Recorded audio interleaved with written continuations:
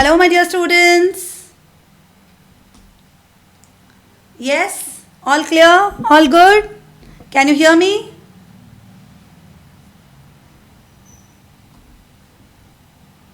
Please give me one thumbs up so that we can go ahead quickly.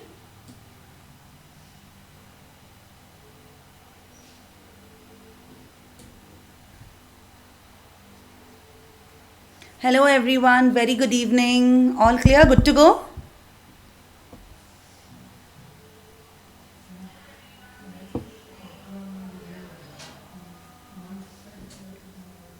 Yes. Okay. Thank you so much, Mohit, Pratham. Yes. Sumit, Ayush, Yash. Okay. Yes. Now. Okay. Let's begin today's session. Now, as usual, I'm not watching your comments. Okay. I'll get back to you whenever I feel I should. Okay. Yes.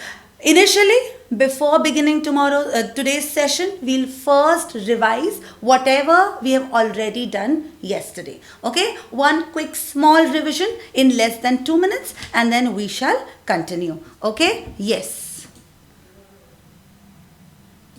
Okay, yes, let's continue. So we have begun with what? We have begun with customs laws. Under that, what did we see? Okay.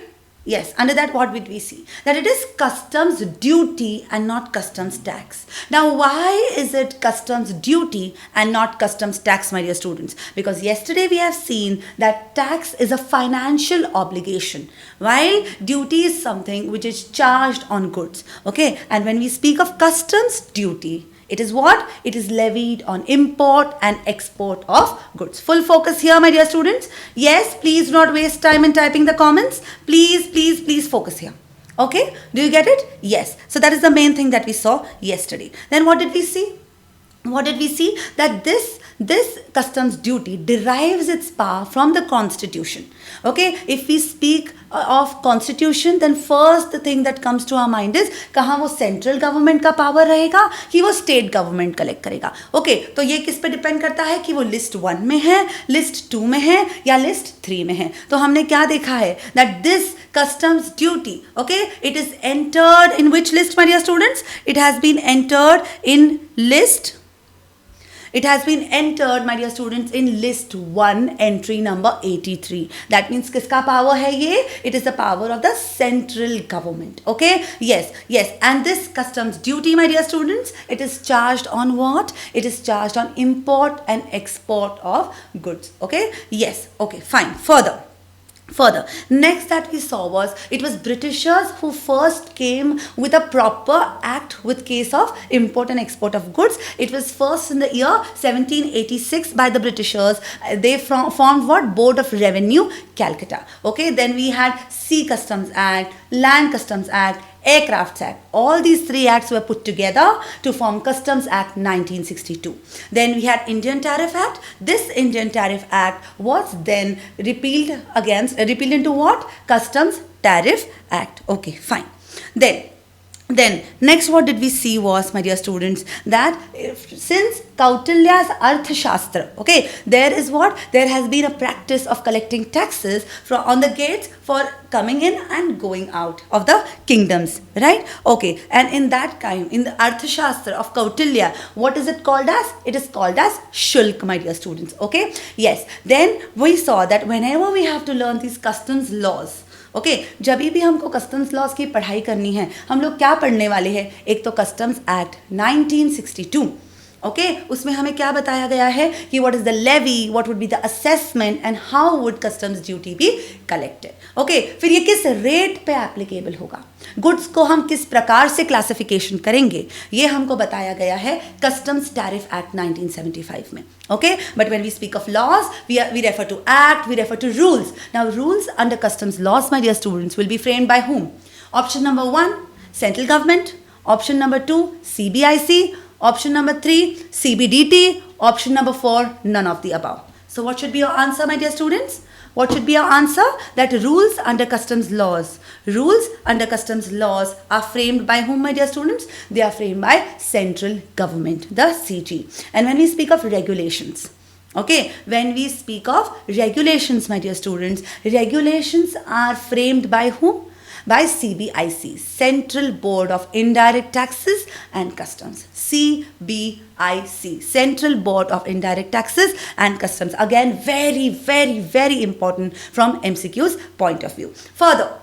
Further, we saw that whenever we study customs laws, notifications would also be applicable. So notifications are again framed by central government, but they compulsorily need be published in the official gazette, and only then they become applicable to the entire country. Okay, yes, this is what we saw with regards to customs laws. Okay, yes, then next we saw that there are few categories of imports which are exempted from customs duty.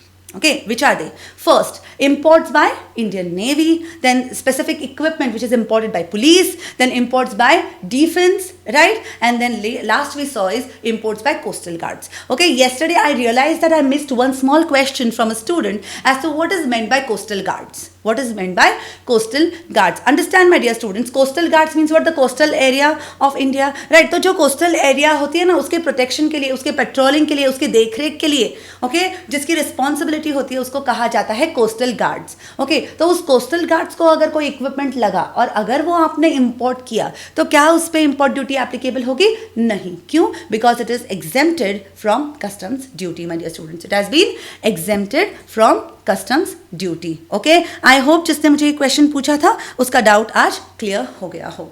Okay, then the most important thing that we saw was what would be India. Okay, what would be India? Yes, what would be India for customs laws? Okay, yes, my dear students. So India is what? The landmass, right? फिर उसका baseline, फिर हमने क्या देखा कि baseline से 12 nautical mile वाला जो area है उसको कहा जाता है territorial waters of India. अगर any goods cross these 12 nautical miles and enter into India, then it is known as import. और कोई goods अगर ये 12 nautical mile वाला area cross करके बाहर जाता है तो उसको कहा जाता है export. Okay, और baseline से लेके 200 nautical mile वाला जो area है उसको कहा जाता है exclusive economic zone and continental shelf of India. Okay, ये exclusive economic zone and continental shelf of India मतलब क्या? Now let me tell you, this exclusive economic zone is the area जहाँ पे economic activities allow होती है. Okay, which are these economic activities? Fishing, extraction of petroleum, natural gas, okay, oil rigs purposes. Okay, उसके लिए ये area जो है ना, ये area पूरा assigned होता है. Do you understand my dear students? Okay, yes. फिर कल मुझे स्टूडेंट ने और एक डाउट पूछा था which I could not answer yesterday. Okay, जो मुझसे मिस हो गया, that what is meant by continental shelf. तो listen my dear students, okay, suppose if this is India. Okay, अब इंडिया के यहाँ पे क्या है? इंडिया के यहाँ पे पानी है, बराबर है ना. Now understand my dear students, इस पानी में क्या होता है ना, देयर आर वेरियस स्लोप्स. तो अगर हम इस 200 नॉटिकल माइल वाला एरिया देखेंगे तो यहाँ पे ऐसा स्लोप होता है, राइट, फिर हाइक होती है, राइट. तो इस ये जो स्लोप वाला एरिया है जो हम एक्सट्रैक्शन पर्पसेस के लिए यूज करते हैं, उस एरिया को कहा जाता है continental shelf. Okay, this entire area is exclusive economic zone. Okay, और उस exclusive economic zone में जो slopes होते हैं पानी के अंदर, उनको कहा जाता है continental shelf of India. Clear? Okay, I hope कल जिसको ये भी डाउट था ये भी क्लियर हो गया होगा. Okay, yes, let's go head further. फिर मतलब हमने एक डेफिनेशन देखा इंडिया का, फिर इंडियन कस्टम्स वाटर मतलब बेसलाइन से 200 नॉटिकल माइल. देन कन्वेयंस का मतलब क्या है? Vessel plus aircraft plus vehicle. Vessel मतलब शिप, एयरक्राफ्ट मतलब एयरक्राफ्ट एंड व्हीकल मतलब रोड ट्रांसपोर्ट प्लस रेलवेज. फिर उसके बाद हमने क्या देखा कि जब वेसल, एयरक्राफ्ट और व्हीकल से आएगा तो क्या पूरा इंडिया में कहीं पर भी वो माल आ सकता है? नहीं, वो आएगा आइदर कस्टम्स पोर्ट पे, कस्टम्स एयरपोर्ट पे, इंटरनेशनल कॉरियर टर्मिनल पे, फॉरेन पोस्ट ऑफिस पे या लैंड कस्टम्स स्टेशन पे. और इन पांचों चीज़ों को कहा जाता है कस्टम्स स्टेशन. मतलब एक अलॉटेड एरिया होता है कि जो फॉरेन से आया है या जो फॉरेन जाने वाला है, ओके, उसको क्या कहा जाता है? उसको एक अलॉटेड एरिया होता है. ओके, और उसी एरिया में उस गुड्स का लोडिंग या अनलोडिंग होना चाहिए. फिर आगे हमने नेक्स्ट क्या देखा? फिर जब there is a ship, okay, there's a vessel, there's an aircraft, there's a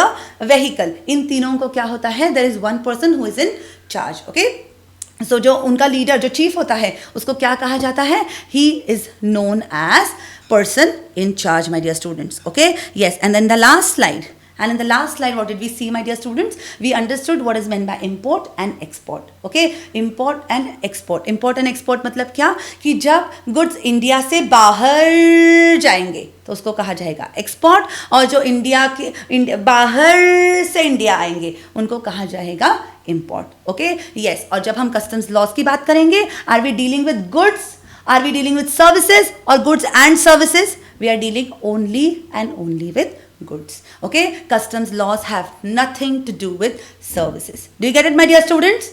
Okay, yes. So this is what we saw till now. Okay, yes. Now let's begin with a fresh part of the customs today. Today's session is going to be very, very, very interesting, my dear students. Please give your 100% here. Okay, yes. Now goods, हमने क्या देखा? What does our charging section से? Customs act का charging section है charging section 12. Charging section 12 हमको कहता है कि कस्टम्स लॉज कब एप्लीकेबल हो जाएंगे? When there are goods and these goods are imported और एक्सपोर्टेड आइदर इनटू इंडिया और फ्रॉम इंडिया. उसमें हमने इंडिया का डेफिनेशन तो देख लिया, इंपोर्ट एक्सपोर्ट का डेफिनेशन देख लिया, बट गुड्स मतलब क्या, गुड्स में क्या आएगा क्या नहीं आएगा, ये हमको बताया गया है सेक्शन 222 में.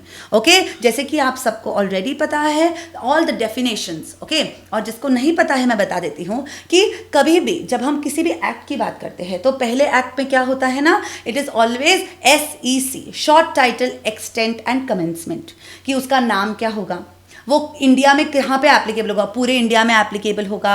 ओके, कि कहाँ पे नहीं होगा, right. And then next is commencement, कब से ये एक्ट एप्लीकेबल हो जाएगा. एंड जब सेक्शन 2 चालू होता है, my dear students, in section 2 are given all the definitions which we have to refer for this particular act. और इसी सेक्शन 2 में दिया गया है गुड्स का भी डेफिनेशन. तो गुड्स के डेफिनेशन में क्या कहा है कि गुड्स इंक्लूड्स, मतलब गुड्स का डेफिनेशन है inclusive, my dear students. Goods का डेफिनेशन है inclusive. Okay, yes. So goods includes, what does it include?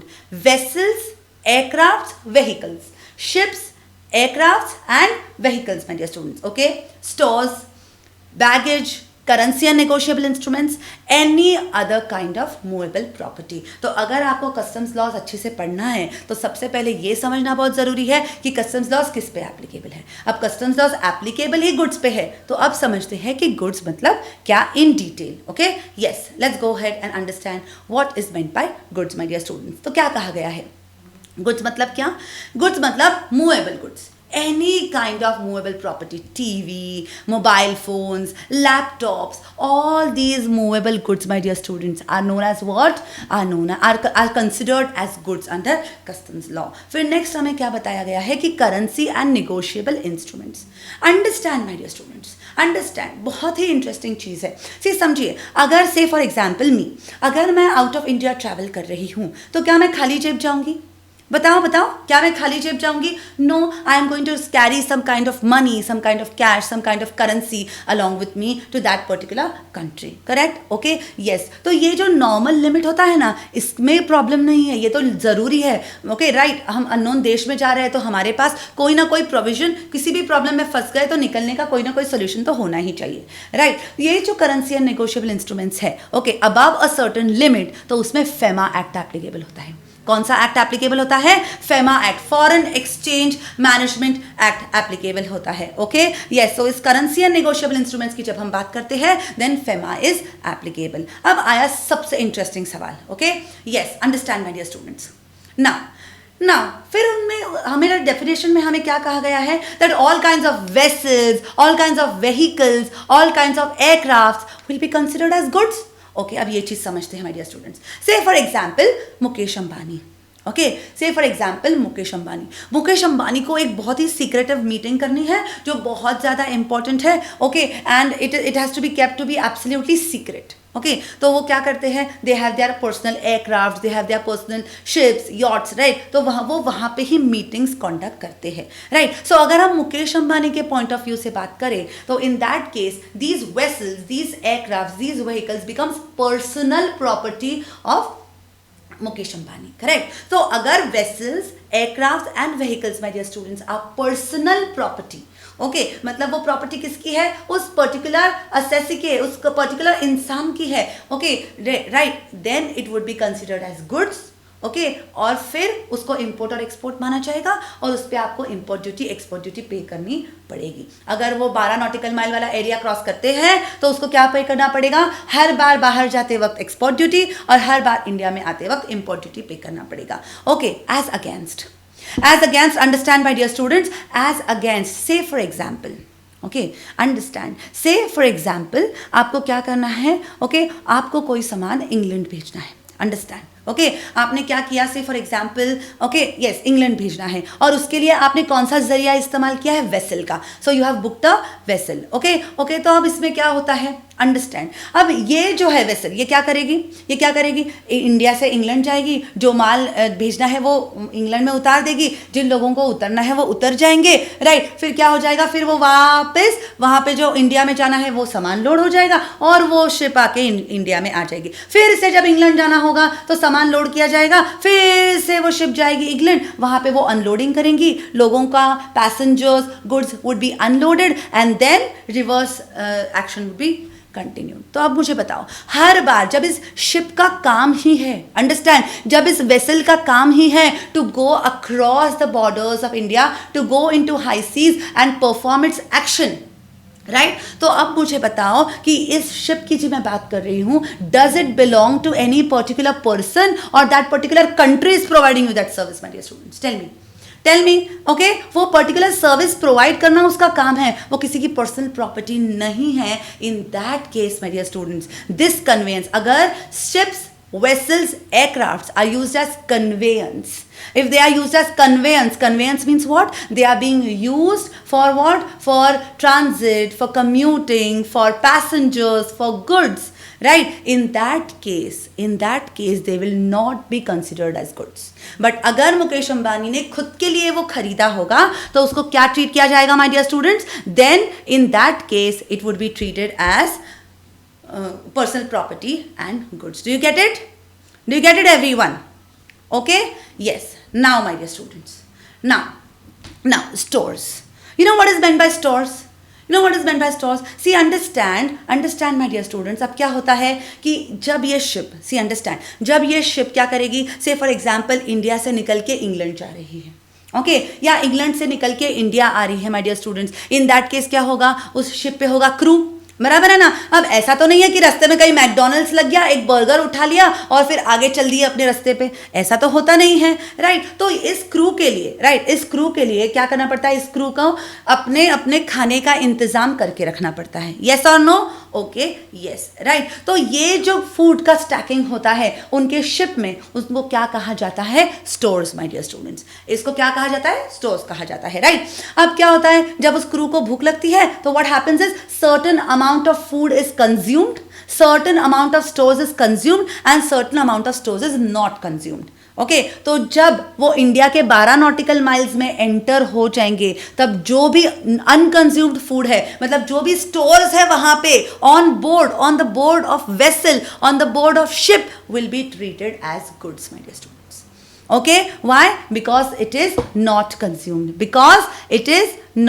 Consumed, okay yes. In the same way जब वेसल चलती है, शिप चलती है, ऐसा तो नहीं है कि पानी पे चलती है, राइट, उसमें उसका फ्यूल डालना पड़ता है, राइट। तो उस शिप को इंतजाम करना पड़ता है कि जब वो इंग्लैंड से निकल के इंडिया आएगी या इंडिया से निकल के इंग्लैंड जाएगी, राइट, तो उसमें उसको कितना फ्यूल लगेगा, राइट, इमरजेंसी बेसिस पे उनको कितना फ्यूल चाहिए, राइट, थोड़ा प्लस में ही फ्यूल रखेंगे ताकि कोई इमरजेंसी आ गई तो हैंडल कर सके, राइट। तो यहाँ पे उन्होंने क्या बोला है, what has been told here, that it has been told,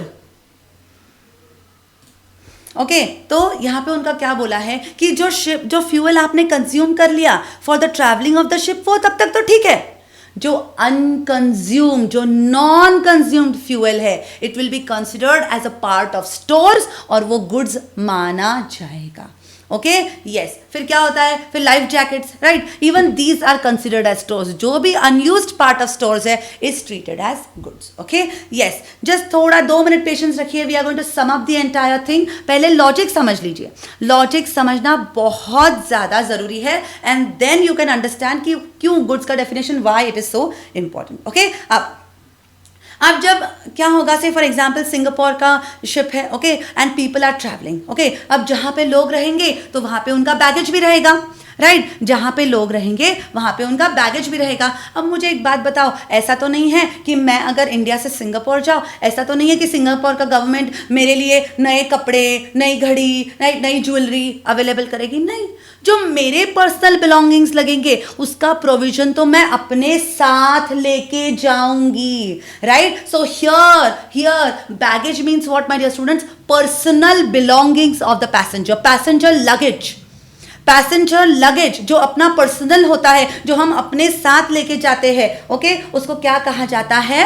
उसको क्या कहा जाता है? बैगेज कहा जाता है, okay. Now listen my dear students, अगर वो बोनाफाइड बैगेज होगा, बोनाफाइड बैगेज मतलब से फॉर एग्जांपल ये दुपट्टा है, ये रिंग है, मेरी घड़ी है, ओके, जो मुझे पहनना है और जो मुझे लगने वाला है, right, this is known as bona fide baggage.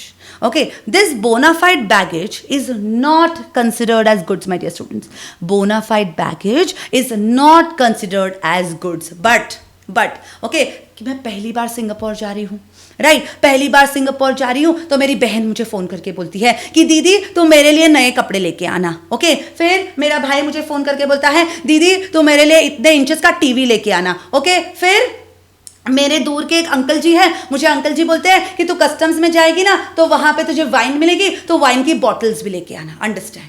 Okay, so now tell me, are these my personal belongings? No, these are not my personal belongings. तो जो पर्सनल बिलोंगिंग्स छोड़ के हम एक्स्ट्रा बैगेज लेके आते हैं, न्यू पैक्ड आइटम्स लेके आते हैं, उनको क्या कहा जाता है? उसको बैगेज ट्रीट किया जाएगा और उस पर कस्टम्स ड्यूटी चार्ज हो जाएगा, because it is treated as goods. Do you understand my dear students? Do you understand everyone? इसीलिए तो अगर किसी की बहन, ओके, भाई या इंडिया के बाहर कोई पढ़ रहा है तो आपने एक्सपीरियंस किया होगा, वो कभी भी कोई भी चीज़ लेके आते हैं ना तो पैक्ड नहीं लेके आते हैं, राइट, वो उसको डिस्मेंटल करके उसका बॉक्स वगैरह निकाल के लेके आते हैं। Why? Because to treat it that it is our personal belonging. Do you understand? To treat that this is our personal belonging, okay. तो अब तक हमने क्या देखा? Come on my dear students, please focus. I know we are getting into technical details थोड़ा सा, but it is very simple, trust me। और एक बार रिवाइज करेंगे and you will realize that it is very very very very simple, okay? Yes, चलो। So हम किसकी बात कर रहे हैं? We are understanding what was meant by goods under customs laws. Customs laws ने goods को डिफाइन किया है सेक्शन 222 में। सेक्शन 222 हमको बोलता है कि any kind of movable property is goods। कोई भी मूवेबल प्रॉपर्टी गुड्स है। Currency negotiable instruments act, negotiable instruments is covered under FEMA, okay. फिर नेक्स्ट हमने क्या देखा कि वेसल्स, एयरक्राफ्ट, व्हीकल्स, अगर वो अपने पर्सनल प्रॉपर्टी होंगे तो वो गुड्स है। अगर वो कन्वेयंस के लिए यूज कर रहे हैं, दैट इज गुड्स और पैसेंजर्स, ओके, या चीज़ों को, लोगों को, बैगेज को एक कंट्री से दूसरे कंट्री में सिर्फ ट्रांजिट करा रहे, सिर्फ ट्रांसपोर्ट करा रहे, if they are used by way of conveyance, then वो शिप, दैट इज वो वेसल, वो एयरक्राफ्ट और वो vehicle will not be goods. I repeat, that ship, that aircraft, that vehicle will not be goods.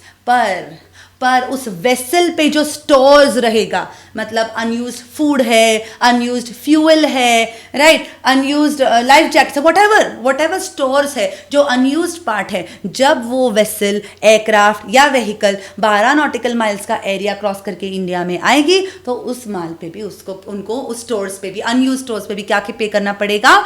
Customs duty. Why? Because it is treated as goods. Do you understand? In the same way जहाँ पे लोग रहेगा उनको वहाँ पे उनका सामान रहेगा, जहाँ पे पैसेंजर्स रहेंगे वहाँ पे पैसेंजर का लगेज रहेगा, एंड पैसेंजर का luggage is known as baggage, my dear students. Passenger का luggage is known as baggage, okay. Yes, so this baggage treated as goods? Personal belongings is not treated as goods, okay. Personal belongings is not treated as goods, but personal belongings छोड़ के जो बाकी का होता है उसको goods treat किया जाएगा। Out of this baggage also, my dear students, few goods are prohibited, few goods are not prohibited, which we will see further, okay? Yes, everyone, सबको goods का definition crystal clear, my dear students? Come on, yes or no? Yes or no, my dear students? Yes, please give me a thumbs up so that I know that you're understanding and we are good to go ahead. हम अच्छे से आगे बढ़ सकते हैं जब मैं आपके हंसते हुए चेहरे देख लूं एक बार। Yes, everyone? अंडरस्टैंडिंग? अब कभी भी नहीं भूलोगे गुड्स का डेफिनेशन एवरीवन। बस आंखें बंद करके समझ लो। यहाँ पे पहले स्क्रीन पे मैम ने क्या दिखाया था? Movable goods. फिर करेंसी दिखाया था, वो तो फेमा में कवर होता है। फिर वेसल्स, एयरक्राफ्ट और व्हीकल की बात करी थी तो हमने क्या देखा था कि वो पर्सनल प्रॉपर्टी होगी। मुकेश अंबानी का एग्जाम्पल दिया था। फिर नेक्स्ट मैम ने बताया था कि कन्वेयंस के लिए होगा तो नो गुड्स, पर उस पर जो स्टोर्स होगा और उस पर जो बैगेज होगा that will be treated as goods. Okay, yes, fine, okay fine. चलो अब आगे जाते हैं। तो जब हम गुड्स की बात करते हैं, okay, few goods my dear students are prohibited goods. Okay, few goods क्या होते हैं ना? Prohibited. Now what is meant by prohibited goods my dear students? कुछ ऐसे गुड्स जिसका ना ही हम इंपोर्ट कर सकते हैं ना ही हम एक्सपोर्ट कर सकते हैं। आई रिपीट, ऐसे गुड्स जिसका हम ना ही इंपोर्ट कर सकते हैं, इंपोर्ट भी नहीं कर सकते और इनको एक्सपोर्ट भी नहीं कर सकते। ऐसे गुड्स को क्या कहा जाता है? इनको कहा जाता है prohibited goods. Prohibited goods, my dear students. Okay, yes. Now let me give you examples से आप अच्छे से समझ पाओगे। जैसे कि for example nuclear power, my dear students. Nuclear power ये डिसाइडेड है कंट्रीज के बीच में, ओके, टू मेंटेन पीस, कि क्या करेंगे हम एक दूसरे का न्यूक्लियर पावर शेयर नहीं करेंगे। जो भी न्यूक्लियर पावर है, जो भी न्यूक्लियर एनर्जी है, that is the property of that particular country only. Okay, yes. फिर नेक्स्ट इंडिया ने डिसाइड किया है टू कंट्रोल द पोल्यूशन। हम क्या होगा, जो ऑटोमोबाइल्स है, जो कार्स है, राइट, वो हम उसको इंपोर्ट नहीं कर सकते। ओके, और अगर इंपोर्ट करना है तो उस पर हैवी कस्टम्स ड्यूटी है और बहुत सारे रेगुलेशंस लगाए हैं। Okay, yes. फिर कुछ ऐसे प्रोडक्ट्स होते हैं ना my dear students which are restricted, which are prohibited for health purposes. For example tobacco, cigarettes, right, cigarettes also, these are prohibited items because, I'm sorry, excuse me, because what happens is because countries want to regulate, India wants to regulate। अपना जो central government है ना, central government कुछ चीज़ों को ban करना चाहता है जो हमारे इंडियन के लिए और इंडियंस के लिए, इंडिया के लिए और इंडियंस के लिए, दोनों के लिए जो हार्मफुल है उसको प्रोहिबिट किया गया है। Okay, so prohibited goods are those goods which can neither be imported nor be exported. Okay, yes. Now my dear students, there is one more category of goods, and that is known as notified goods. Okay, notified goods मतलब क्या? वो India के अंदर तो नहीं आ सकते, उसका import नहीं हो सकता, बट अगर आप चाहो तो इसका एक्सपोर्ट कर सकते हो। ओके, अगर आप चाहो तो इसका एक्सपोर्ट कर सकते हो। तो हमने गुड्स देखा, गुड्स मतलब any kind of movable property, currency, negotiable instruments, then vessels, vehicles, aircraft other than conveyance, stores, goods, baggage goods. अब prohibited goods, okay, there are few goods which are prohibited by central government, जिसको हम ना ही import कर सकते हैं, जिसको हम ना ही एक्सपोर्ट कर सकते हैं। There are few goods which are notified goods मतलब हम क्या कर सकते हैं, उसका इंपोर्ट नहीं कर सकते, मतलब इंडिया में वो वेलकम नहीं है। हाँ, पर अगर आप उसको एक्सपोर्ट करना चाहो तो आप उसको एक्सपोर्ट कर सकते हो। Okay, yes my dear students. Further next category of goods is imported goods मतलब क्या? Understand my dear students, very very very important, very very very important. Okay, see, imported goods मतलब क्या? इंडिया है, 12 nautical mile, 200 nautical mile. जब 12 nautical mile से अंदर कोई goods बाहर से इंडिया में आता है तो उसको इंपोर्ट कहा जाता है। जब वो इंपोर्ट होता है तो उसको क्या होता है, कस्टम स्टेशन पे उसको इंपोर्ट ड्यूटी पे करना पड़ता है। Correct? Okay, yes my dear students. Now अब समझिए जिन गुड्स पे आप इंपोर्ट ड्यूटी पे कर देते हो, फिर कस्टम स्टेशन से क्लियर करके आप मार्केट में लेके जाते हो, चाहे कंज्यूम करने के लिए चाहे बेचने के लिए, ओके, तो उसको क्या कहा जाता है? Domestic goods. ओके, और ऐसे गुड्स जो इंडिया में आ चुके हैं बट अभी तक उस पर ड्यूटी पे नहीं हुई, उस पर ड्यूटी पे करना बाकी है, उनको कहा जाता है imported goods. Okay, so yes, so what happens is imported goods मतलब क्या? What is meant bye imported goods? Yes, have they come into India? Yes, they have come into India. Okay, क्या इस पे ड्यूटी पे करी है? Okay, अगर इस पे ड्यूटी पे करी है तो दे बिकम डोमेस्टिक गुड्स, और अगर इस पे ड्यूटी पे नहीं करी है then they become imported goods. Clear my dear students? These are regular words which are used in everyday lives. Again, very important from MCQ's point of view. We cannot afford to lose even one damn mark. Do you understand? Okay, तो India में आ चुके हैं, उस पर अगर आपने duty पे कर दी है तो वो डोमेस्टिक गुड्स बन जाते हैं। अगर उस पर ड्यूटी पे करना बाकी है तो उसको इंपोर्टेड गुड्स बोला जाता है। Okay, further further okay now imported goods मतलब देख लिया. अब एक्सपोर्टेड गुड्स मतलब क्या?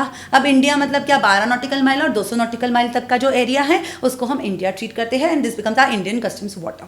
ओके अब understand my dear students, India में से for example I am a manufacturer in India. Okay और मैं गुड्स क्या करती हूँ? गुड्स मैन्युफैक्चर करती हूँ और मैन्युफैक्चर करने के बाद मैं ये गुड्स कहाँ पे बेचती हूँ? आउट ऑफ इंडिया भेजती हूँ. अंडरस्टैंड, मैं क्या करती हूँ? मैं ये गुड्स आउट ऑफ इंडिया भेजती हूँ. ओके सो जो गुड्स मैंने इंडिया में तैयार करके रखे हैं, बस ग्रीन सिग्नल आएगा, उधर कस्टमर का फोन आएगा, फिर हम इसको क्या कर देंगे? एक्सपोर्ट कर देंगे. तो उस गुड्स को कहा जाता है एक्सपोर्ट गुड्स. और जो गुड्स ऑलरेडी मैं एक्सपोर्ट कर चुकी हूं सामने वाले पार्टी को आउट ऑफ इंडिया, तो उनको कहा जाता है एक्सपोर्टेड गुड्स. उनको क्या कहा जाता है? Exported goods. ओके जब इंपोर्ट करेंगे तो इंपोर्ट ड्यूटी पे की जाएगी और जब एक्सपोर्ट करेंगे तो एक्सपोर्ट ड्यूटी पे कर दी जाएगी. Do you get it my dear students? Okay yes fine everyone. तो अब तक हमने देखा गुड्स मतलब क्या, फिर प्रोहिबिटेड गुड्स मतलब क्या, then we saw imported notified goods, then imported goods and now we have seen what is meant by exported goods. I think अब तक तो किसी को कोई प्रॉब्लम नहीं आई होगी. अब चलते हैं आगे. ओके कि कस्टम्स लॉज बनाया क्यों? What are the objectives of customs law? First is regulation of imports and exports. Okay, तो क्या है ना, see, understand, no country is self-sufficient. No country on this earth is self-sufficient, my dear students. कोई भी country नहीं है. हम क्या करते हैं? हम कई बार अपने पास चाहे कितना भी पैसा क्यों न हो, हमारे पास चाहे कितनी भी प्रॉपर्टी क्यों ना हो, कई बार ऐसा होता है कि चीनी, नमक, ऐसे चीज़ें होती है जो हम रेगुलर लाइफ में, यू कैन सी, ममा क्या करती है? अपने नेबर से बोरो करती है. Right? In the same way, these small things happen with these big countries also. तो क्या होता है ना, ये कंट्रीज क्या करते हैं? अपने नीड्स सफिशिएंट करने के, जैसे हाँ India is good in agriculture, right. Okay India के जो लैंड है, क्लाइमेट है, वो एग्रीकल्चर के लिए सूटेबल है. बट इंडिया में क्या है? इतनी स्किल्ड पब्लिक नहीं है कि हमारे पास हाईटेक मशीनरी हो. तो हम क्या करते हैं? हम एग्रीकल्चर दूसरे को देते हैं, राइट. एग्रीकल्चर प्रोड्यूस दूसरे को देते हैं और वो हमको मशीनरी देते हैं. सो पर ये जो इंपोर्ट और एक्सपोर्ट होता है, ओके ये क्या होना चाहिए? रेगुलेटेड होना चाहिए.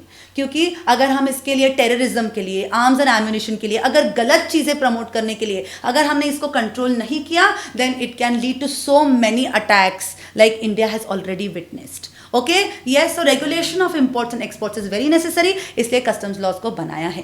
Protection of domestic industry. अगर आपको याद होगा, मैंने एक किंगडम दिखाया था, किंगडम में मैंगो सेलर्स है दिखाया था, फार्मर्स है दिखाया था, राइट. अगर बाहर से कोई फार्मर एक एक्सेलेंट क्वालिटी ऑफ मैंगो लेके आ गया किंगडम में, तो उन फार्मर्स का क्या होगा जो ऑलरेडी किंगडम में है? उनका माल कौन खरीदेगा? उनके आम तो ऐसे ही सड़ जाएंगे, राइट. तो इसलिए यहाँ पे क्या बोला गया है? You need to protect your domestic industry. तो उस डोमेस्टिक इंडस्ट्री को प्रोटेक्ट करना भी हर कंट्री का राइट है. ओके ड्यूटी है rather. And prevention of smuggling. Okay अब इसके बारे में तो क्या ही बोलना है, सबको अच्छे से पता है. Conversion and augmentation of foreign exchange. जब भी हम फॉरेन कंट्रीज के साथ डील करते हैं, foreign exchange is involve. Okay my dear student, and foreign exchange, for this particular foreign exchange my dear students, you need to do what? You need to do what? You need to have proper customs laws into place. Okay? Yes. अब let's move ahead further. हमने क्या देखा? India है. Okay India का definition देखा, 12 nautical mile, 200 nautical mile. Okay 12 nautical mile is the levy point for import and export. Okay और collection point कब है? जब वो कस्टम्स स्टेशन यहाँ पे इन 4 जगहों पे ओके पहुंच जाएगी, तो उसको क्या कहा जाएगा? वहां पे उनको क्या पे करना पड़ेगा? कस्टम्स ड्यूटी पे करके फिर इंडिया में लेके जाना पड़ेगा. Okay yes. अब हर जगह पे my dear students there is a proper officer. Why? क्योंकि कौन कहाँ आ रहा है, कस्टम्स का माल कस्टम्स में ही जा रहा है कि नहीं, राइट. जो प्रॉपर आपको फॉर्मेलिटीज कंप्लीट करनी है वो कंप्लीट हो रही है या नहीं, राइट. हर शिप को अनलोडिंग करने के लिए एक स्पेसिफिक जगह दी होती है, राइट. तो ये प्रॉपर ऑफिसर का काम है, वो वहां पे अवेलेबल होता है देखने के लिए कि अनलोडिंग करेक्ट जगह पे हो रही है ना, करेक्ट शिप में ही माल लोडिंग हो रहा है ना, right. So all this responsibility is of the proper officer which is present at the customs station, my dear students. Okay yes. अब हमने क्या देखा है कि जो 12 नॉटिकल माइल से लेके 200 नॉटिकल माइल वाला एरिया है, वहाँ पे ये प्रॉपर ऑफिसर, कस्टम्स ऑफिसर क्या कर सकते हैं, दे कैन सर्च, जो भी वहाँ पे वेसल है, एयरक्राफ्ट है, व्हीकल है, वो उसको सर्च कर सकते हैं। ओके, उसको क्या कर सकते हैं, सीजर, वहाँ पे अगर उनको लगा कि कुछ सस्पिशियस माल है उसके अंदर, राइट, तो वो क्या कर सकते हैं, उस माल को सीज कर सकते हैं। और अगर उनको लगा कि there is a possibility of terrorism भी इन्वॉल्व, या ऐसे उनको किसी पे डाउट रहा, तो वो किसी को अरेस्ट भी कर सकते हैं। सो these powers are available to customs officers, proper officers from 12 nautical miles to 200 nautical miles, और बेसलाइन से 12 nautical mile तक तो प्रॉपर अपने कस्टम्स लॉज एप्लीकेबल है। ओके, और इन सब का बॉस कौन है, who is the boss, the boss is CBIC, जिसको क्या कहा जाता है, बोर्ड। क्या कहा जाता है टेक्निकल जार्गन में, what is the technical jargon, board. Board means every time they refer to CBIC, central board of indirect taxes and customs. This CBIC is the boss, okay, is the ultimate regulating authority of the entire customs laws. Do you understand my dear students? Okay, yes. तो आज हमने और भी concepts देखे। वो concept से एक तो प्रॉपर ऑफिसर के, CBIC के, and duties and rights of proper officers के, right. Now search, seizure and arrest, search, seizure and arrest, sorry, search, arrest and seizure, SAS is the duty and as well as the rights of this proper officers and customs officers. और इनका boss कौन है, board. Board means what, CBIC. Okay, again very important from MCQ's point of view. Okay, my dear students? Yes. Now let's go ahead further. Very very very interesting point that we are going ahead to. Okay, से मानो ये अपना India है। जब हम India की बात करते हैं, आया 12 नॉटिकल माइल और आया 200 नॉटिकल माइल। ओके, मानो कि इंडिया में एक इंसान है जिसको आउट ऑफ इंडिया से गुड्स इंपोर्ट करना है। ओके, सो इस इंसान को जो इंडिया में बैठा है उसको हम क्या कहेंगे, उसको कहा जाएगा इंपोर्टर। क्या कहा जाएगा, इंपोर्टर। Okay, yes. तो मानो आप इंपोर्टर हो और मैं वो एक्सपोर्टर हूँ जो आउट ऑफ इंडिया बैठा है, and I am going to supply goods to this particular importer. तो क्या हो जाएगा, okay, just 1 minute my dear students, please excuse me, I am so sorry. I think this will be better for you to understand. Okay. Yes. तो अब क्या हो जाएगा, से मानो कि मैं वो हूँ एक्सपोर्टर जो आउट ऑफ इंडिया बैठे हैं, और you are the importer who is sitting in India. अब क्या हुआ, नाउ अंडरस्टैंड, आपको क्या करना है, आपने माल का ऑर्डर प्लेस किया एक्सपोर्टर को, तो एक्सपोर्टर ने क्या किया, एक्सपोर्टर ने अपने फैक्ट्री में वो गुड्स मैन्युफैक्चर किए, और वो गुड्स मैन्युफैक्चर करने के बाद उनको पैक किया। ओके, अब मुझे बताओ, क्या वो एक्सपोर्टर आउट ऑफ इंडिया से वो माल फेंकेगा और क्या उसको आप कैच करोगे, नो, राइट। सी अंडरस्टैंड, कोई भी इंपोर्ट या एक्सपोर्ट करने के लिए 3 मीन्स है, either by water, either by air और आइदर बाय रोड। अब इंडिया के तीनों साइड तो पानी है, राइट, तो रोड से सारा ऑल ओवर वर्ल्ड तो रोड से कनेक्टेड नहीं है इंडिया को। ओके, एयरक्राफ्ट से कनेक्टेड है, बट एयरक्राफ्ट से इंपोर्ट या एक्सपोर्ट करना goes very very very expensive. Okay, और रादर जो हैवी वेट वाली मशीनरी होती है, राइट, वो क्या होता है ना, वो एयरक्राफ्ट से वैसे ही इंपोर्ट या एक्सपोर्ट नहीं की जाती। So the most commonly used mode of import and export is by vessel, by ship, that is by way of water. Okay, ठीक है। तो इंपोर्टर ने एक्सपोर्टर को, इंपोर्टर जो इंडिया में बैठा है, आप इंपोर्टर हो, आपने मुझे ऑर्डर प्लेस किया, मैंने क्या किया, मैं आउट ऑफ इंडिया में हूँ, मैंने अपने फैक्ट्री में माल बनाया, उस माल को पैक किया, फिर मैं क्या करूँगी, इस माल को ट्रक में डालूंगी। अब समझो माय डियर स्टूडेंट्स, ये ट्रक, ये सामान लेके कहाँ पे जाएगा, डायरेक्टली कहाँ पे जाएगा, पानी में तैरेगा नहीं, ये सामान, ये ट्रक मेरा बनाया हुआ गुड्स लेके मेरे कंट्री में से, for example I am in England, right, तो क्या होगा, I am an exporter in England, तो मैं क्या करूंगी, I will send those goods to a customs port in England, my dear students, to a foreign customs port, it is known as foreign customs port. तो मैं क्या करूंगी, मैं वो माल फॉरेन कस्टम्स पोर्ट पे, मतलब इंग्लैंड कस्टम्स पोर्ट पे पहुंचाऊंगी। जब वो माल इंग्लैंड कस्टम्स पोर्ट पे पहुंचेगा, राइट, तो वहां पे मैं प्रॉपर ऑफिसर के पास जाऊंगी और मैं कहूंगी, देखो ये माल है और इसको भेजना है, इंडिया में है और इसका एड्रेस ये है।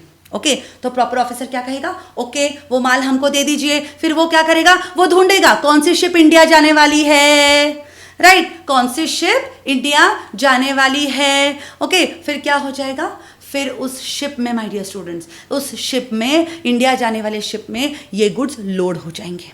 Right, understand, you need to understand this procedure. जब आपको प्रोसीजर समझेगा तभी आप which price is to be allotted when, ये आप समझ पाओगे. This is very very very important to understand. Okay, तो एक्सपोर्टर क्या करेगा, मतलब मैं क्या करूंगी, मैं अपने गुड्स बनाऊंगी और मेरे कंट्री के, राइट, मतलब इंग्लैंड के कस्टम्स पोर्ट पे वो पहुंचाऊंगी. फिर वहां पे जो शिप इंडिया जा रही है उस शिप में सामान लोड कर दिया जाएगा. फिर ये शिप क्या करेगी, फिर ये शिप ट्रैवल करके कहाँ पे आएगी, इंडिया के बॉर्डर पे आएगी. इंडिया के बॉर्डर पे आने के बाद, इंडिया के बॉर्डर पे गेट पे आने के बाद वो क्या करेगी, वो कांटेक्ट करेगी इंडियन कस्टम्स पोर्ट को और क्या करेगी, यहाँ से ये जो सामान है ये सामान क्या कर देगी, इंडियन कस्टम्स पोर्ट में अनलोडिंग कर देगी. राइट, फिर इंडियन कस्टम्स पोर्ट में अनलोडिंग होने के बाद इंपोर्टर आएगा इंडियन कस्टम्स पोर्ट पे और अपना सामान लेके जाएगा. Do you understand, do you understand the procedure my dear students? Yes, do you understand the procedure? क्योंकि जो मैं आगे आगे आपको जिस कॉन्सेप्ट पे लेके जा रही हूँ वो बहुत ज़्यादा इंपॉर्टेंट है. Okay, now if you have understood, come on my dear students, let me use the technical words now and let's understand. So there is an importer has placed an order with an exporter. So exporter will manufacture goods in the factory. Then these goods will be what? Will be transported to the foreign customs port. Right? Then from the foreign customs port, those particular goods will be loaded on the vessel. Right? Then that vessel will travel through the waters and come to the Indian customs port. And when it reaches the Indian customs ports, the goods will be unloaded from the vessel, from the ship to the Indian customs port. फिर importer आएगा और अपना सामान लेके जाएगा. Clear? Yes Riya, clear now? Okay, yes, ये concept और भी क्लियर होगा as we go ahead. Okay, yes my dear students. Okay, now अब हम इसी कॉन्सेप्ट से सीखेंगे कि what price is charged when. Okay, so say there is an importer. Okay, अब तक क्या थे, आप इंपोर्टर थे, अब मैं बन जाऊंगी इंपोर्टर. ओके, मानो कि मैं इंपोर्टर हूं और आप बन गए exporter. Very very very important concept my dear students. Leave everything that you are doing and please focus here. Okay, for the last concept for the day. Okay, please 100% attention. Okay, say my dear students, importer कौन है? You are the I am the importer and you are the exporter. We are changing roles now. Okay, we are changing roles now. तो अब समझिए. Okay, तो मैंने आपको order place किया. Okay, मैंने आपको ऑर्डर प्लेस किया. ओके, तो आप क्या करोगे, आप पहले तो सबसे पहले वो माल बनाओगे आपके फैक्ट्री. ओके, आपने आपके फैक्ट्री में माल बनाया, ठीक है, नो प्रॉब्लम. ओके, अब क्या है, मैं तो अनपढ़ गवार हूँ. राइट, मुझे वो कोई फॉरेन कंट्री के झमेले में ये वो पढ़ना नहीं है. राइट, तो मैं एक एक्सपोर्टर के पास जाती हूँ. ओके, तो एक्सपोर्टर 1 के पास मैं गई. तो एक्सपोर्टर 1 मुझे क्या बोला कि हाँ, आपको जो माल चाहिए वो हमारे पास है. राइट, वो माल हमारे पास है. ओके, ठीक है. तो उसने क्या बोला कि लिसन, उसने मुझे क्या बोला, ओके, उसने मुझे बताया कि सुनो इंपोर्टर, ओके, हम ये सब कस्टम्स पोर्ट पे पहुंचाओ, फिर वो सारी फॉर्मेलिटीज कंप्लीट करो, फिर वहां से शिप में डालो, ये सब झमेले में मैं नहीं पड़ने वाला. ओके, तो एक्सपोर्टर 1 मुझे कहता है कि मैं सिर्फ वो गुड्स मेरे फैक्ट्री में मैन्युफैक्चर करूंगा और वो मेरे गेट तक जो आपको अवेलेबल हो जाएंगे, उस गेट से, मतलब इंग्लैंड के गेट से आपको इंडिया में वो गुड्स कैसे लेके जाना है, इसका इंतजाम आपको करना पड़ेगा. Okay, so the goods which are available at the factory of the exporter is known as, that particular price of the goods is known as X factory price. Do you understand? It is known as X factory price, my dear students. Okay? Yes. फिर मैं तो सवाल में पड़ गई. Okay, मैं एक तो इंडिया में, राइट, गुड्स इंग्लैंड में, राइट, वहाँ के कस्टम्स पोर्ट पे पहुँचाना पड़ेगा, फिर वो शिप में लोडिंग होगा, फिर वो वहाँ से इंडियन कस्टम्स पोर्ट पे आएगा. बराबर है, राइट. तो मुझे इस एक्सपोर्टर का कुछ काम नहीं है, मुझे ऐसा कोई चाहिए क्योंकि मुझे कम काम करना है. Right, I do not want to get into any complication. इसलिए मैं क्या करती हूँ, मैं एक्सपोर्टर 2 के पास जाती हूँ. फिर मैंने एक्सपोर्टर 2 को मेरी दुविधा कही कि बाबा सुनो, हमको सिर्फ फैक्ट्री तक पहुंचाने वाला इंसान नहीं चाहिए, क्योंकि जब तक वो माल कस्टम्स पोर्ट में नहीं पहुंचेगा इंग्लैंड के, वो इंडिया के लिए कैसे रवाना होगा. राइट, तो मैंने उस एक्सपोर्टर 2 को क्या कहा कि एक्सपोर्टर 2 सुनना, एक्सपोर्टर 2 सुन, तू अपने गुड्स बना तो ले उस फैक्ट्री में, तू तेरे फैक्ट्री में वो गुड्स बना तो ले, पर एक काम करना, तू तो इंग्लैंड का ही है और तुझे इंग्लैंड के कस्टम्स पोर्ट पे ही माल पहुंचाना है, तो प्लीज तू तेरा जुगाड़ करके इंग्लैंड के कस्टम्स पोर्ट तक मेरा सामान पहुंचा दे, तो मेरे लिए बड़ी कृपा होगी.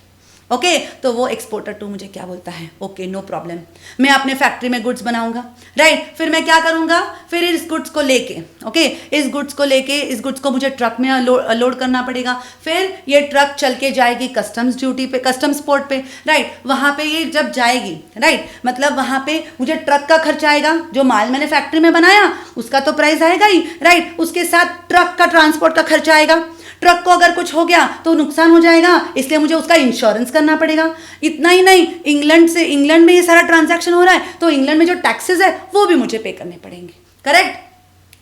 अब तुम्हारे गुड्स के लिए मैं मेरे जेब से पैसा क्यों दूं? तो अगर आप मेरे फैक्ट्री के गुड्स, ओके, जो मैंने मैन्युफैक्चर किए हैं उसके साथ अगर आप transport, okay, insurance and taxes का खर्चा बेयर करने को रेडी हो तो मैं आपको आपका माल कस्टम्स पोर्ट तक पहुंचा दूंगा। ओके तो मैं बड़ी खुश हो गई, मैंने उसको बोला तू बस ले ले भाई, तू ले ले, तू तेरे गुड्स का प्राइस ले ले, मतलब एक्स फैक्ट्री प्राइस आ गया, उस पर ट्रांसपोर्ट इंश्योरेंस टैक्सेस ऐड कर दे, राइट। मतलब मुझे जो गुड्स आएंगे वो किस प्राइस पे आएंगे बता, तो एक्सपोर्टर टू मुझे बताता है, उसको कहा जाता है FAS price, free alongside price, my dear students, free alongside price. Okay अब free alongside price, understand how to remember this concept. Okay India में गुड्स कब आएंगे, जब इंडिया के कस्टम्स में आएंगे, बराबर है। सामने वाला एक्सपोर्टर टू क्या कह रहा है, उसके कस्टम्स तक पहुंचा के दे रहा है, अलॉन्ग साइड वाले कस्टम्स पोर्ट पे वो माल पहुंचवा के दे रहा है। मतलब फॉरेन कस्टम्स पोर्ट तक जब सामान आएगा वहां तक का अपने दिमाग में कोई भी झंझट नहीं, मतलब we are free from all kinds of tensions till the goods reach to the alongside customs port. Hence the name free alongside. Hence the name FAS price. तो अगर मैं FAS price का फॉर्मूला बनाऊं तो it will be what? Ex factory price plus transport, insurance, taxes. Where? In the foreign country, at the foreign port. will give me the FAS price. Okay तो मैं बड़ी खुश हो गई तो चलो इस दुनिया में मुझे कोई तो मिला, राइट, इस दुनिया में मुझे कोई तो मिला जो किसी की हेल्प करने के लिए रेडी है, तो आई बिकम वेरी हैप्पी। पर अचानक से मेरे दिमाग में सवाल आता है कि कस्टम्स पोर्ट पे माल आ गया, इसका मतलब ये थोड़ी ना है कि वो इंडिया में आ गया, राइट। वहां पे कस्टम्स पोर्ट में आने के बाद, इंग्लैंड के कस्टम्स पोर्ट में आने के बाद वी हैव टू चूज कि ये कौन से शिप में लोड करना है, वो शिप कहाँ पे आएगी, इंडिया में कौन से वाले पोर्ट में आएगी, मेरे वाले पोर्ट में आएगी कि नहीं आएगी, ये फिर भी एक मगजमारी का काम है, राइट। इसलिए मैं चाहती हूँ एक्सपोर्टर 3 के पास। तो मुझे एक्सपोर्टर 3 क्या बोलता है, एक्सपोर्टर 3 मुझे क्या बोलता है, कोई बात नहीं, हम आपकी प्रॉब्लम अच्छे से समझते हैं, हमारा नेटवर्क इंग्लैंड में बहुत स्ट्रांग है। Okay so what we will do is yes Akash, give me 1 minute, you will definitely understand, just be patient. Okay तो what does exporter 3 tell me, exporter 3 मुझे बोलता है कि आपका जो ऑर्डर है ना मैं मेरी फैक्ट्री में बनाऊंगा, फिर ट्रांसपोर्ट, इंश्योरेंस, टैक्सेस का खर्चा उठा के आप वो माल कहाँ पे पहुंच जाएगा, इंग्लैंड के कस्टम्स में पहुंच जाएगा। फिर जो शिप इंडिया में जाएगी ना उस शिप में मैं आपके गुड्स भी लोडिंग करवा दूंगा। ओके तो पर ये सारा जो खर्चा है ना, ये सारा जो खर्चा है, ट्रांसपोर्ट, इंश्योरेंस, टैक्सेस, लोडिंग, ये सब किसको बेयर करना पड़ेगा, इंपोर्टर साहब आपको बेयर करना पड़ेगा। तो मैंने क्या बोला, भाई पैसा जाए तो जाए, अपने को क्या है, अपने को कोई मगजमारी बिना काम चाहिए। इसलिए मैंने उसको एक्सपोर्टर 3 को क्या बोला कि ठीक है आपकी बात मुझे समझ में तो आ रही है, राइट। तो then he will quote a price to me, that particular price my dear students which is quoted, see understand, that particular price my dear students which is quoted till loading of the goods from the foreign customs port. Understand? Till loading of the goods at the foreign customs port. मतलब जब माल foreign customs port, England के customs port में गया, okay, तो वो load हो जाएगा ऐसे शिप में जो इंडिया आ रही है, बराबर है ना। तो वो लोडिंग तक का खर्चा, तो अगर मैं इसका फॉर्मूला बनाने जाऊं तो इसका फॉर्मूला क्या आएगा, ex factory price plus transport, insurance and taxes at the foreign customs port plus loading at the foreign customs port, right. इसको कहा जाता है my dear students, it is known as FOB price, free on board price. Understand, free on board price. On board मतलब क्या, on board मतलब क्या, मतलब vessel में माल लोड हो जाना, राइट जब माल वेसल में लोड हो जाता है तो उसको कहा जाता है ऑन बोर्ड। मतलब वो सामने वाली पार्टी है ना, एक्सपोर्टर 3 है ना, मुझे सारे टेंशन से फ्री करना चाहती है, मतलब लोडिंग तक का भी टेंशन मुझे नहीं देना चाहती, right. So I am free, जब तक माल ऑन बोर्ड आएगा I am free from all the tension, so the name free on board price. Do you understand my dear students? So the name free on board price. Okay, yes, समझ में आ रहा है सबको? Understanding? सी, मैं explanation तो कर ही रही हूँ हिंदी में, पर जहाँ पे मुझे फॉर्मूला देना पड़ेगा वो तो इंग्लिश में ही देना पड़ेगा ना। फॉर्मूला तो मुझे इंग्लिश में देना पड़ेगा, राइट? समझ में आ रहा है? Yes, okay okay, yes, let's go ahead. तो अब तक हमने क्या देखा? ओके, अब तक हमने एक्स फैक्ट्री प्राइस देखा, FAS free along side price देखा, एंड देन हमने FOB प्राइस देखा, that is free on board price देखा। ओके ओके, फिर क्या होता है? फिर से मानो मेरा पार्टनर मुझे कॉल करता है, और मेरा पार्टनर मुझे कॉल करने के बाद क्या बोलता है? मेरा पार्टनर मुझे कॉल करने के बाद क्या बोलता है कि सुनना, क्यों इस मगजमारी में पड़े, एक काम कर, तू ऐसा कोई एक्सपोर्टर ढूंढ ले जो डायरेक्टली अपने को इंडिया में माल पहुंचा के दे रहा है। अपने को कोई झंझट चाहिए ही नहीं, अपने को कोई झंझट चाहिए ही नहीं। ओके, यस, अपने को कोई झंझट चाहिए ही नहीं। ओके, यस, तो फिर ऐसा जो प्राइस, ओके, ऐसा प्राइस जो मुझे इंडियन कस्टम्स पोर्ट तक माल पहुंचा के देगा, उसको कहा जाता है CIF price. Now why the name CIF price? क्योंकि गुड्स का कॉस्ट आ जाएगा, इसमें इंश्योरेंस आएगा और ट्रांसपोर्ट आएगा। सी, अंडरस्टैंड, आई फॉर इंश्योरेंस, क्योंकि शिप से माल आएगा, बराबर है ना। फॉरेन कस्टम्स पोर्ट के शिप पे माल लोड हुआ, फिर वो शिप चलते चलते चलते चलते चलते इंडिया में आएगी, तो वो शिप डूबने का डर है, इसलिए उसका इंश्योरेंस निकालना पड़ेगा, तो इंश्योरेंस का खर्चा ऐड हो जाएगा। प्लस जो शिप अपना माल लेके आ रही है उसका ट्रांसपोर्ट का खर्चा हो जाएगा, उसको कहा जाता है freight. Hence cost insurance freight price which is available to you at Indian customs port.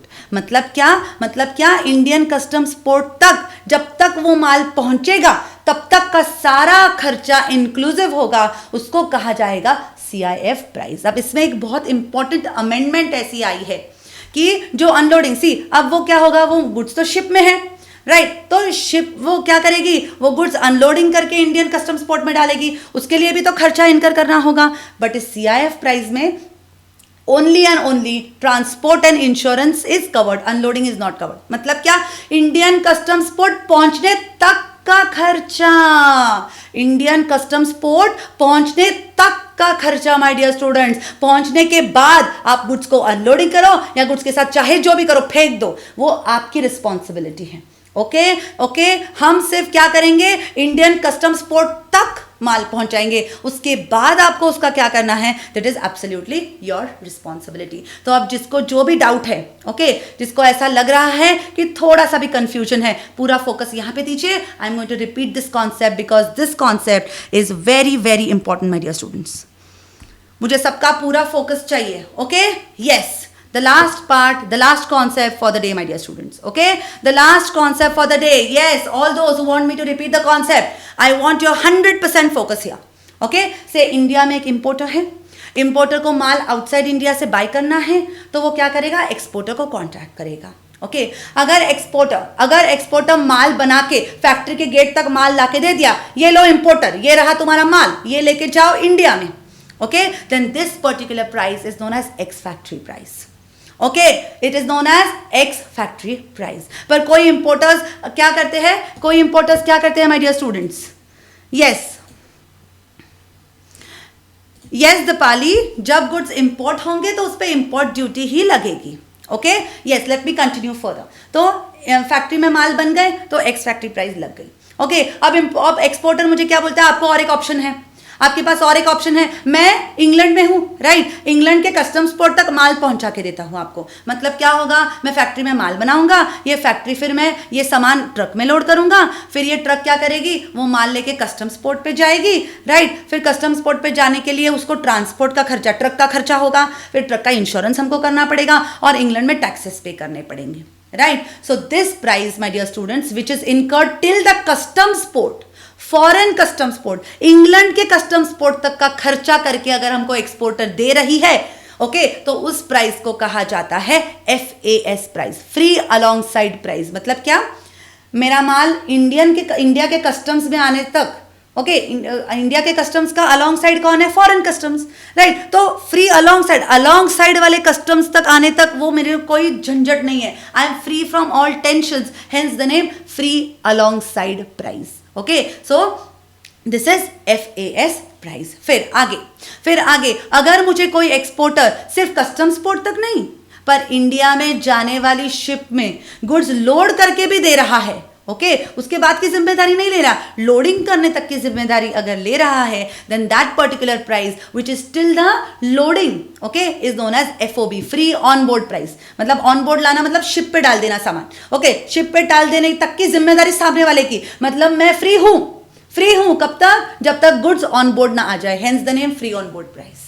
Do you get it? Hence the name free on board price. इसके लिए मैंने वो पहली वाली स्लाइड जानबूझ के करी थी ताकि आपको पहले फ्लो समझ में आए। जब आपको फ्लो समझ में आएगा कि गुड्स कैसे इंपोर्ट होते हैं इंडिया में, तभी आप समझ पाओगे कि कौन से स्टेज पे कौन सा प्राइस एप्लीकेबल होता है। Okay, yes. फिर ये शिप क्या करेगी, ये शिप पानी में तैर के आएगी, कई महीनों का सफर करेगी और फिर क्या हो जाएगा, फिर ये शिप पहुंच जाएगी इंडिया में, राइट, इंडिया में पहुंच जाएगी, राइट। अब जब वो गुड्स इंडिया में पहुंच जाएगी मतलब इंडियन कस्टम्स पोर्ट पे पहुंच जाएगी।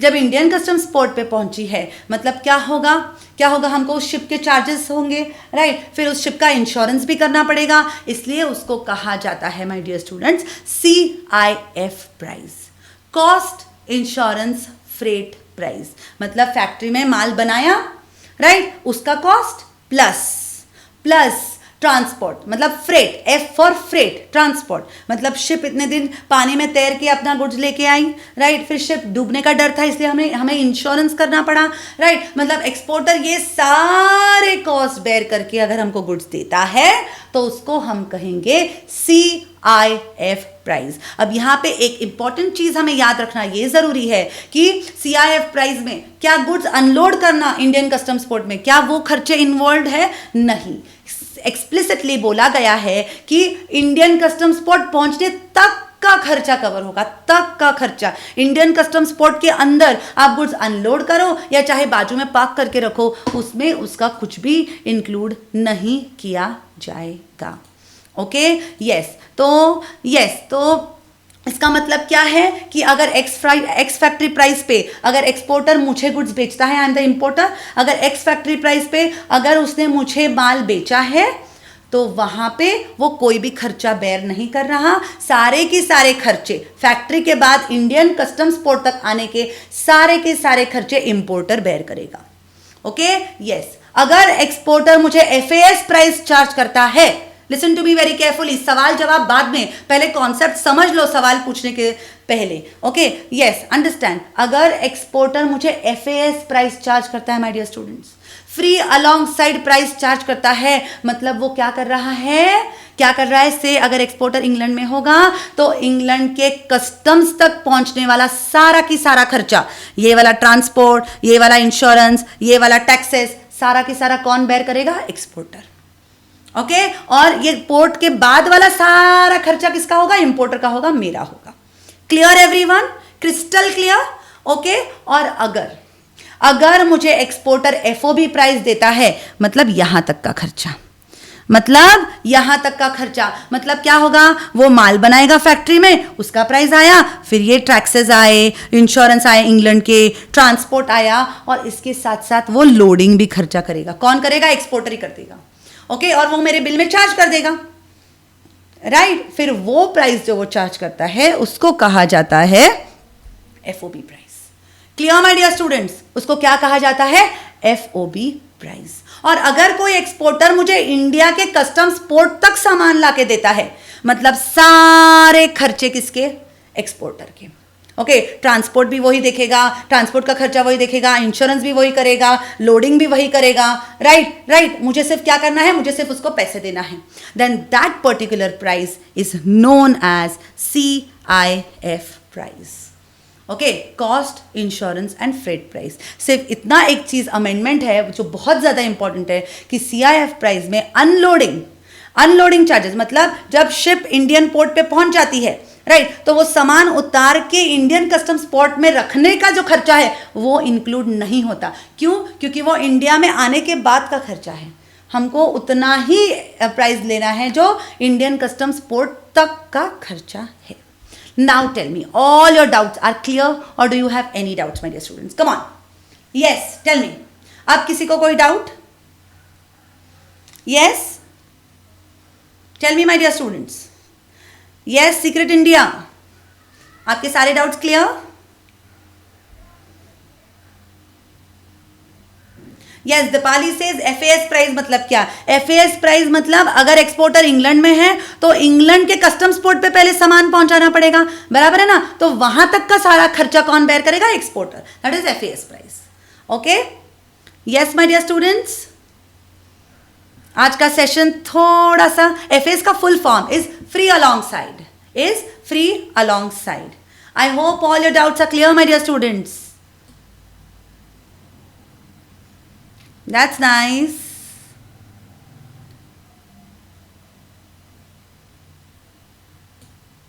CIF is cost insurance freight. Okay, एक इंपॉर्टेंट चीज तो मैंने आपको दिखाया ही नहीं. मैंने एक स्लाइड बनाई है आपके फॉर्मूला के लिए. I know I am just exceeding my time, just मुझे 1 मिनट दे दीजिए. Ex factory price is price till foreigner's factory gate, मतलब एक्सपोर्टर इंग्लैंड में अपने फैक्ट्री में माल बनाएगा और वहां पर अपने को दे देगा. फ्री अलॉन्ग साइड मतलब क्या? X factory price plus transport insurance taxes in England in foreign country. Okay, that is FAS, जिसको भी कंफ्यूजन हो रहा है शॉर्टकट्स में. FAS price. Okay, yes, this is done my dear. Okay, the lecture is about to end, just give me 1 second. Okay, yes, free on board price, that is FOB price. FOB price क्या होता है? Ex factory price, बराबर है, plus England में पहुंचने तक का वक्त, transport insurance taxes of England, plus वो क्या करके देगा? FOB, फ्री ऑन बोर्ड, मतलब मुझे माल जब तक शिप में ऑन बोर्ड नहीं होता तब तक कोई टेंशन नहीं है, वो मुझे सामान भी लोड करके देने वाला है. सो लोडिंग का खर्चा भी कौन बेयर करेगा? एक्सपोर्टर. ओके, वो बाद में मेरे बिल में चार्ज करके देने वाला है, बट उसका मगजमारी कौन करने वाला है? Exporter. Hence it is known as FOB price. Okay, so it is free on board price. ये लोडिंग कहाँ पे होगा? इंग्लैंड में. इंग्लैंड में जो शिप निकलेगा ना इंडिया के लिए, so that is loading on foreign port. And what is the CIF price? Cost insurance freight price is CIF, cost insurance freight price. Okay, मतलब क्या? फैक्ट्री में माल बनेगा, फिर वो इंग्लैंड के पोर्ट तक आएगा, transport insurance taxes of England, फिर वो क्या होगा? फिर वहां पे इंडिया जाने वाले शिप में लोड हो जाएगा, इसलिए लोडिंग एट फॉरेन पोर्ट. फिर उसके बाद क्या हो जाएगा? फिर क्या हो जाएगा माय डियर स्टूडेंट्स? फिर वो बोट चल के पानी में तैर के कई महीनों तक इंडिया में पहुंचेगी, बराबर है ना? मतलब इंडिया में पहुंचने के बाद क्या हो जाएगा? ट्रांसपोर्ट और इंश्योरेंस का खर्चा उसमें ऐड हो जाएगा. बस यहां पे एक इंपॉर्टेंट चीज आपको याद रखना है, that unloading has not to be included. Okay my dear students. Okay, yes, तो आपको सबको माय डियर स्टूडेंट्स ये सारे फॉर्मूले आपके नोटबुक्स में अच्छे से लिख के लेना है. ओके, एक बार अगर आप ये समझ लो तो you will never make mistakes in this ever. Okay my dear students. Yes yes, I think मैंने ऑलरेडी थोड़ा सा ज़्यादा वक्त ले लिया है, तो I have to stop here. अगर आपको कोई भी डाउट्स होंगे तो you can just contact. Okay, yes, see you tomorrow same time and same place. Okay, yes my dear students, bye bye and take care. Okay.